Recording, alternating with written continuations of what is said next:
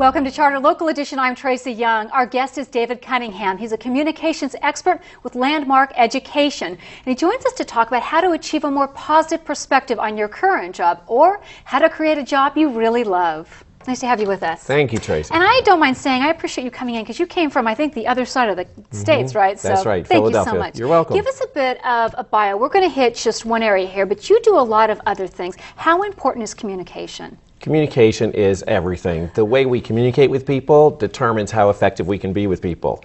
So what I do is I offer programs at Landmark Education, and we train people and develop people in both their personal and their professional lives, and impacting their ability to communicate is everything to that. Right. I also want to ask you a little bit about, it's one thing to walk into your job and take a paycheck and say, look, I need to go to work to pay my bills. How different is that kind of a job than having a career or a field of endeavor that you get up in the morning, you can't wait to go to work? Well, a job that you love and that really nourishes you and enlivens you makes a difference in all areas of your lives. It impacts the way you interact with your family. It impacts the way you take care of your health. So having a job you love couldn't be more important. All right, so one of the things you say here, there's kind of 3 steps you take about how to create a job you love. Paint a picture of the life you want. What do you mean by that? Well, most people don't do that, Tracy, because they just take whatever job's available. But it's really important. We really do have an idea about the dream job we would have. And the more specific people can be to get detailed about what that looks like. What do they want to be doing? Who do they want to be doing it with? Where do they want to be doing it? How much time do they want to put into it? And how much do they want to get paid? Having a really clear picture makes a difference, because you can't find something if you don't know what it looks like. And do most of us tend to go into career paths either from our families or from our friends, and we don't kind of expand our sphere of what makes us really happy? That's right. It's either what job was available or we follow somebody's footsteps into a career.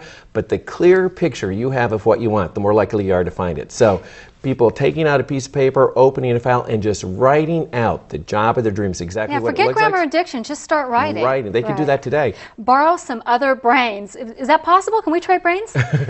Well, other people are a great resource. And a lot of times when we're looking for our dream job, we keep it to ourselves, either because we're a little bit nervous or we're a little bit embarrassed about talking about our dream job.